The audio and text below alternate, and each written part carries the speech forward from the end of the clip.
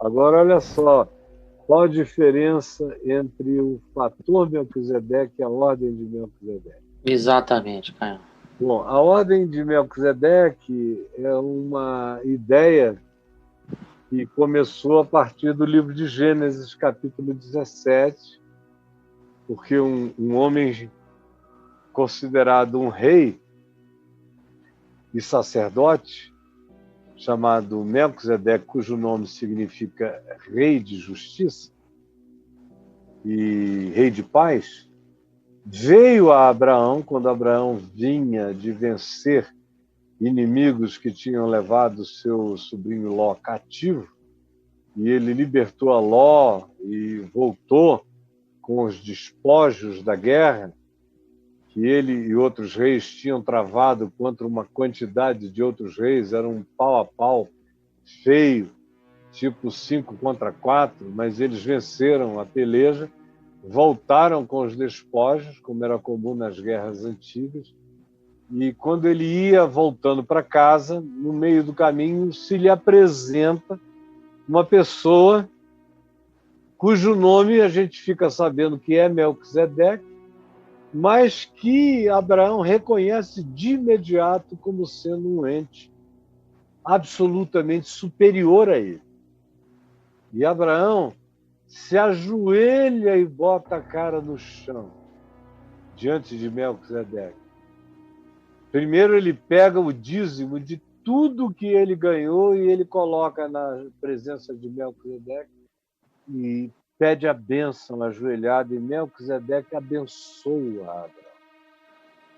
É aí que começa essa história e esse mistério. Aí depois o mistério aumenta num salmo onde se diz que o Messias que viria, que seria da descendência de Davi, seria sacerdote também, segundo a ordem de Melquisedeque. Não segundo a ordem levítica, dos filhos de Levi, que eram da descendência de Abraão, que gerou Isaac, que gerou a Jacó, que gerou 12 filhos, dentre eles Levi, e nos dias de Moisés, a tribo de Levi foi instituída como a tribo dos sacerdotes. Então, tudo que acontecia em Israel como culto vinha da tribo de Levi.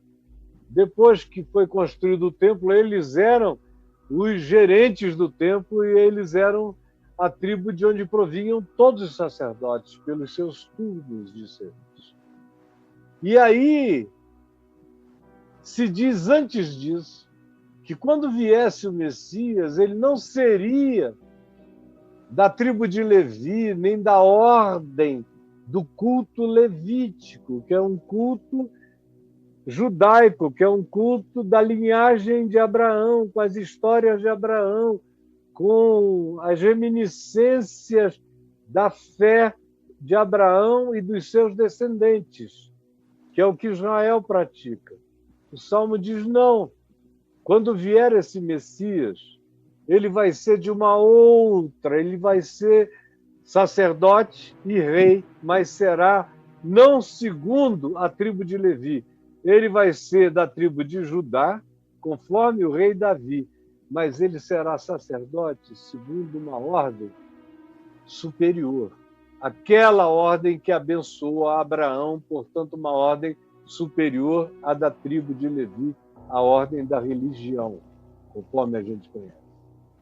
Aí isso prossegue, sem muitas referências, até que, de repente, depois de Jesus, depois de tudo que Jesus fez, e ele era da tribo de Judá, portanto, da família de Davi, da genealogia de Davi, inegavelmente era um sacerdote de nenhum templo, era sacerdote ao ar livre. Era um sacerdote que dizia que o lugar onde se devia adorar não era em nenhum lugar, era no coração, porque Deus estava procurando em qualquer lugar aqueles que o adorassem em espírito e em sinceridade, em verdade, em visceralidade humana, em honestidade, para com o próximo em justiça. Esses eram aqueles que Deus procurava e procura para serem seus adoradores. Esses Deus reconhece como adoradores dele em qualquer lugar onde alguém chegue assim na presença dele. Quando a gente lê aqui no profeta Malaquias, no capítulo 1 de Malaquias, você acha no verso 11 do capítulo 1 a seguinte afirmação: num ambiente, num contexto onde Deus está dizendo, eu queria que vocês fechassem esse templo, acabassem com os cultos. Vocês se tornaram insuportáveis. Quando vocês cultuam, o culto de vocês é pecado, é mentira, é hipocrisia, é máscara, é persona, é nojento. Aí olha só o que ele diz no verso 11. Vocês estão pensando que eu preciso disso? Desse fogo, desse altar? Eu não tenho prazer em vocês, diz o Senhor. Por quê? Porque desde o nascente do sol até o poente, é grande entre as nações o meu nome. E em todo lugar, e em todo lugar, em todo lugar, em todo lugar, lhe é queimado incenso e são trazidas ofertas puras, sinceras, porque Deus é Espírito e importa que os seus adoradores o adorem em pureza de coração. Porque o meu nome é grande entre as nações de toda a terra, diz o Senhor. Sem ninguém chegar, sem ninguém saber, havia gente no mundo em todo lugar, havia gente que adorava a Deus com incensos e ofertas puras e louvor sincero. Isso aqui já é uma afirmação daquilo que Jesus viria dizer depois. Nem aqui, nem em Jerusalém, nem em lugar nenhum é o lugar onde se deve adorar, porque Deus tem que ser adorado em todo lugar, em espírito e em verdade, porque esses são os adoradores.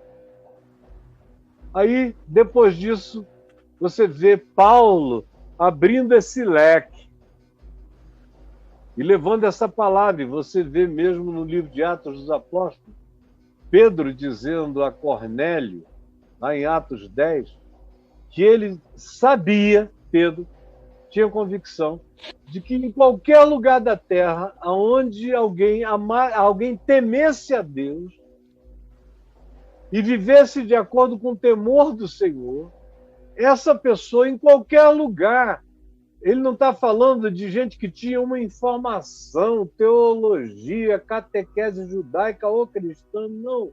Bastava ser humano e sincero em qualquer lugar. Esse que assim vivesse seria aceitável diante de Deus e a sua oração. Ele tinha que reconhecer. Para Paulo, isso era natural. Ele já se converteu para além dessa barreira. Ele já olhava o mundo de outro modo. Ele cria nessa graça expandida. E João, que sai de Israel, vai para a Ásia Menor, vai para Mileto, e mencionado hoje aqui na fala do nosso querido professor José Costa, lá em Mileto, João vai morar. A tradição diz que ele mora com Maria, lá, mãe de Jesus, que lhe foi entregue por Jesus na cruz. Lá em Mileto, ele absorve o sentido do verbo. Ele entende que ali naqueles lugares, onde ninguém sabia nada do Deus de Israel, nem de Jesus, nem de história nenhuma, havia percepções que os judeus não tinham atingido. Por exemplo, eles desenvolveram lá a ideia de que o universo só existia por causa do Logos, por causa do verbo, por causa de uma razão essencial que mantinha tudo jungido e tudo existindo.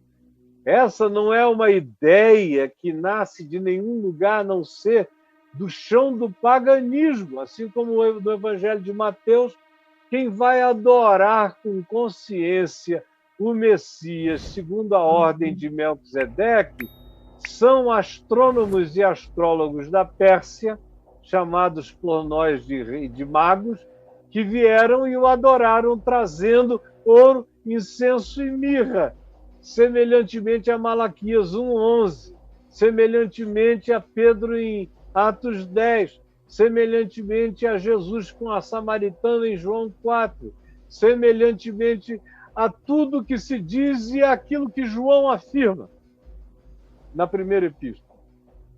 Esse verbo, com o qual ele constrói o seu evangelho, no princípio era o verbo, na primeira epístola de João ele diz que nós temos um advogado, capítulo 2, verso 1, filhinhos meus, não pequeis, se todavia alguém pecar, temos advogado junto ao Pai. Ele, esse advogado que advoga a nossa causa, João conclui dizendo, ele é a propiciação pelos nossos pecados e não somente pelos nossos, que sabemos e conhecemos mais ainda pelos do mundo inteiro.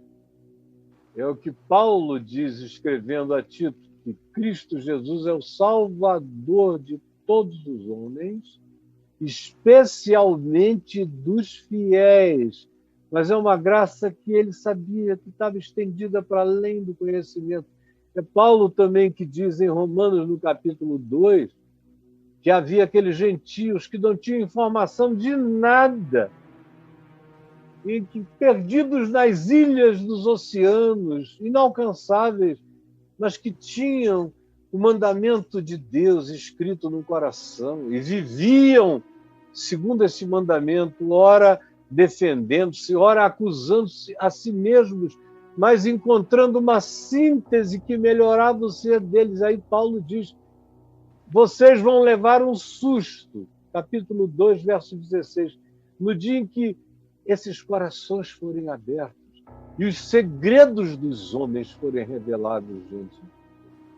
Aí eu podia sair falando eternamente sobre isso. Aí chega a Epístola aos Hebreus, aonde isso ganha o tema da Epístola, é a ordem de Melquisedeque. É Jesus que é acima da religião, está acima de Abraão, acima de Moisés, acima do sacerdócio levítico, acima do templo, como Jesus disse, eis aqui quem é maior do que o templo, acima dos sacrifícios, o dele já foi feito uma vez e para sempre, acima de tudo, porque ele é sumo sacerdote, segundo a ordem de Melquisedeque. E com isso, se está dizendo que nenhuma religião, nem Moisés, nem Abraão, nem Davi, nem a Torá, nem ninguém, conforme o testemunho da própria Torá, conforme o testemunho dos apóstolos, ninguém coloca um limite para a revelação de Deus ao homem. Ninguém. Aí você diz, e eu? Que sou mandado em Mateus, em Marcos, e pregar o evangelho a toda criatura. Não é uma contradição?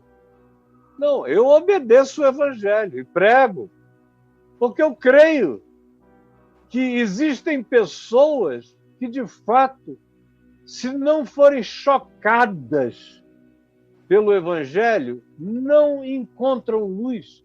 Tanto quanto existem pessoas que, mesmo já tendo alguma luz, essa luz que lhes veio, segundo a ordem de Melquisedeque, por pura revelação do Espírito ao coração humano, aonde quer que haja um ser humano, esse indivíduo já está preparado para receber a palavra, e quando a palavra chega, ele cresce infinitamente mais e subitamente, porque ele praticamente encontra a matrix explícita de uma matrix implícita que já habita o ser dele. E aí a Epístola aos Hebreus nos conclui isso. E eu aprendi isso lendo um livreto que eu tenho até hoje aqui, chamado Evangelho em Gênesis, que não fala exatamente assim, mas fala sobre a ordem de Melquisedeque, mas não conclui com essa abertura tão ampla para aplicação do significado disso, e eu não me conformei. Eu fiquei tão feliz, eu era novinho na fé, eu lia esse livro, eu tinha 3 meses de convertido. Que achei maravilhoso. Eu tenho aqui ou ali no meu quarto, em algum lugar, ele é precioso para mim como uma coisa, uma relíquia e da minha consciência. Aí, 2 anos depois, eu fui chamado a escrever uma tese para ser ordenado na Igreja Presbiteriana do Brasil.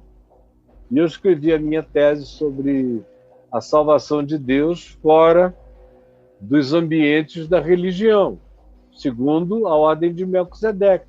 Estava no centro de tudo que eu dizia ali. E pronto, eu falei, foi um escândalo. Ficaram 3 dias discutindo, quase não me ordenaram e tal. É uma história longa, não é o caso aqui.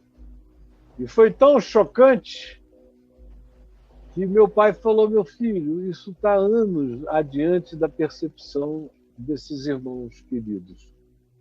Eu tenho uma sugestão a lhe fazer, espere mais um tempo. E eu queria logo fazer um livro. Ele disse: não, espera, senão eles vão ficar te julgando, te queimando, porque eles não estão entendendo, eles não conseguem compreender. Pode ser que no futuro eles te entendam. Aí, um pouco antes do meu pai morrer, eu já vinha falando, eu não consegui me segurar. Depois de 99, eu comecei a falar no assunto, 2000, e meu pai me disse: eu acho que chegou a hora. Vá em frente e viva com as consequências, porque essa é uma palavra que não pode mais ser adiada. Agora, isso é a ordem de Melquisedeque. E ela diz que Deus é livre para se comunicar com quem ele quer, havendo ou não mensageiros humanos que levem a informação. Aí, mais ou menos por 80 e alguma coisa, 83, 84, 85, me chegou às mãos, já em português, um livro chamado O Fator Melquisedeque, de um homem chamado Don Richardson, que era o autor. Esse livro está à venda, ele deve estar esgotado, mas provavelmente você o acha, Aqui, Caio. porque está aí, ele está à venda na Amazon. O Fator Melquisedeque, do Don Richardson. O que esse livro diz? Diz a mesma coisa? Não. Ele diz, do ponto de vista antropológico, cristão e missiológico, então é uma antropologia missiológica, que em todas as tribos, em todos os lugares da Terra, existem fatores, existem portas de entrada, existem nesgas, existem furos na cultura, que são já predisposições culturais para que se receba o Evangelho, mas se tem que aproveitar aquilo para pregar o Evangelho. Então, do ponto de vista missiológico e antropológico, antes de qualquer coisa, o missionário deveria fazer uma leitura antropológica da tribo ou da cultura para ver quais são os pontos de contato com o Evangelho e tentar entrar, especialmente em tribos e em ambientes fechados, através daqueles pequenos portais de acesso que poderiam facilitar a comunicação para a pregação. É isso que o Fator Melquisedeque diz, mas não diz que sem pregação explícita de um missionário carregando a informação, Deus, só Deus mesmo, sozinho, possa falar, o Espírito Santo possa falar com qualquer um, mesmo num lugar onde nunca vai chegar ninguém, com a informação física, histórica sobre Jesus. Como já há alguns lugares onde se percebeu que isso aconteceu.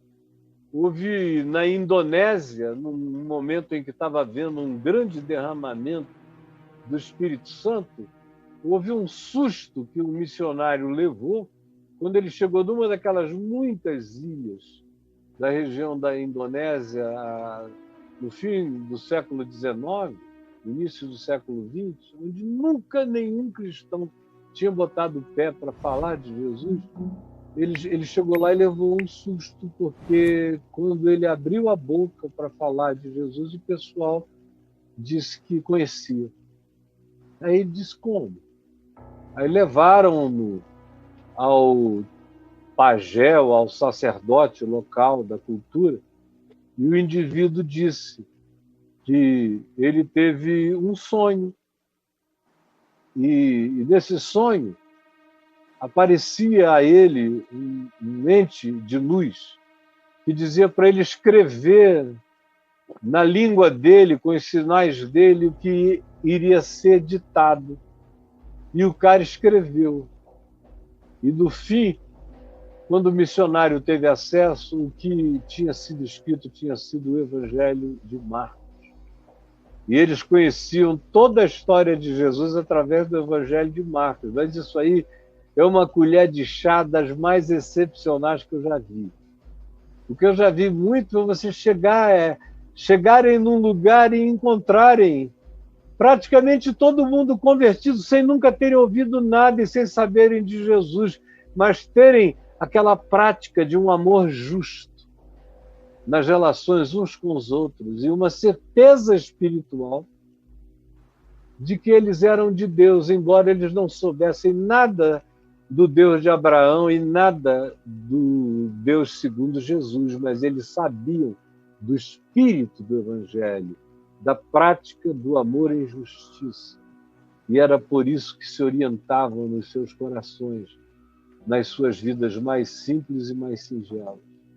É isso exatamente que Paulo está dizendo em Romanos 2, do verso 12 ao verso 16, embora os teólogos reformados não queiram aceitar isso de jeito nenhum, façam uma ginga de doido para concluir de um outro modo, mas saiba, basta ler em português. E quem sabe grego, pode ler em grego também. E é a mesma coisa que eu estou dizendo aqui, porque Paulo diz, olha, o paganismo pervertido, capítulo 1, do verso 16 até o 32, está todo corrompido, segundo o exemplo de Roma.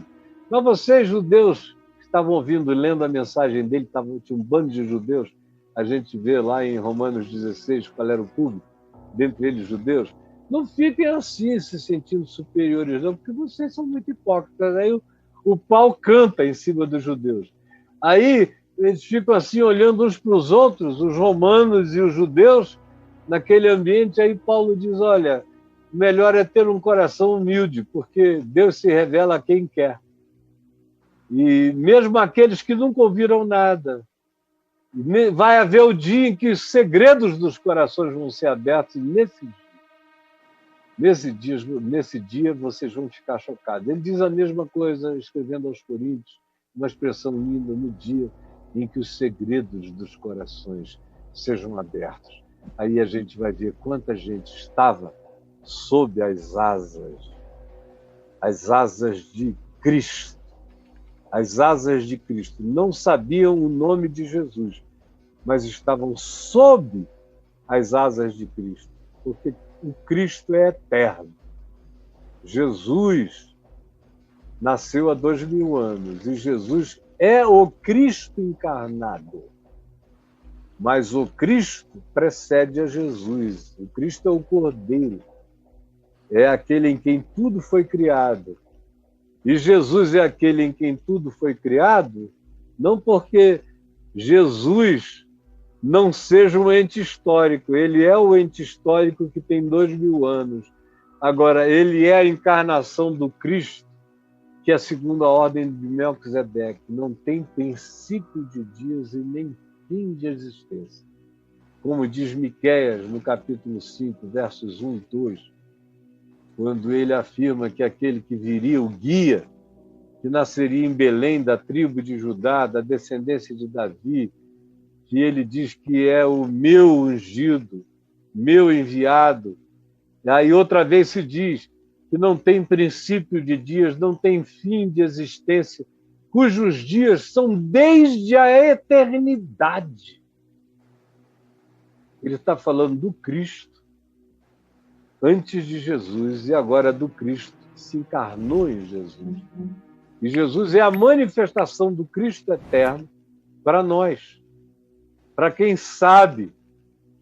E aquele que não sabe, no dia que souber, mesmo que seja sem a interferência de nenhum mensageiro humano, saberá por revelação de Deus. E saberá também, quando abrir os olhos para a eternidade, ouvirá Jesus dizer: vem, bendito de meu Pai. O que Jesus implicitamente também declarou em Mateus 25, quando afirmou que aqueles que iriam ser chamados, que iam ficar à direita, seriam aqueles que tinham dado de comer, beber, tinham vestido, tinham estado com ele em todas as circunstâncias. E aí aquele grupo vai dizer: mas nós não, a gente nem soube de ti, a gente nem te conhecia, a gente não estava pensando em ti quando a gente fez o que a gente fez. Quando a gente socorreu os pobres, necessitados, aflitos, sedentos, famintos. A gente não estava. Jesus disse: mas vocês estavam fazendo isso a mim o fizestes. Entrem, benditos do meu Pai. Essa é a ordem de Melquisedeque. Isso daria um calhamaço desse tamanho, que eu já deveria ter escrito, mas até o dia de hoje eu só tenho falado a respeito.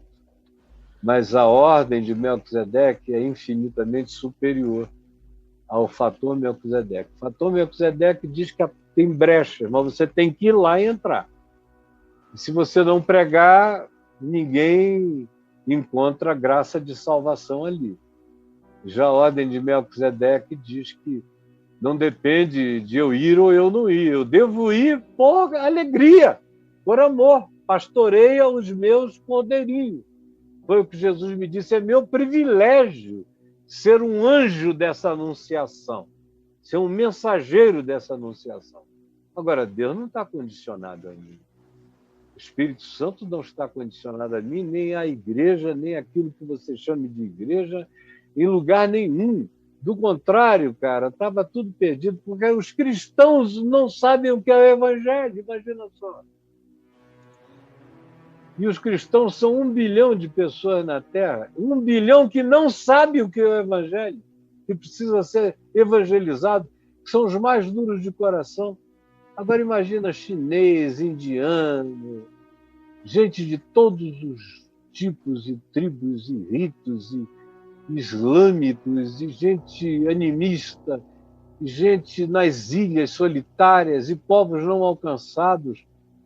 Ou gente que mesmo alcançada tem Coca-Cola, mas não quer Jesus, porque o Jesus é a cara da igreja, e a igreja eles não querem porque para eles aquilo é o diabo opressivo. Então, não associem a graça de Deus à manifestação do que vocês chamam de igreja, porque isso é blasfemo, é limitante, é herético, diminui a liberdade de Deus de ser Deus, e ninguém consegue fazer isso. Ninguém fará, graças a Deus. Você pode me chamar de herege, mas eu sei que eu estou falando a verdade em Cristo. E não estou mentindo a nenhum de vocês. Não estou mentindo às gerações sobre as quais eu venho ministrando essa palavra assim. Então, Braulio, como diz o povo da minha segunda terra, Sim. Uma coisa é uma coisa, outra coisa é outra. É outra coisa, exatamente. São várias coisas, mas uma coisa, cada coisa é uma coisa, não é isso? Uma coisa, é isso mesmo.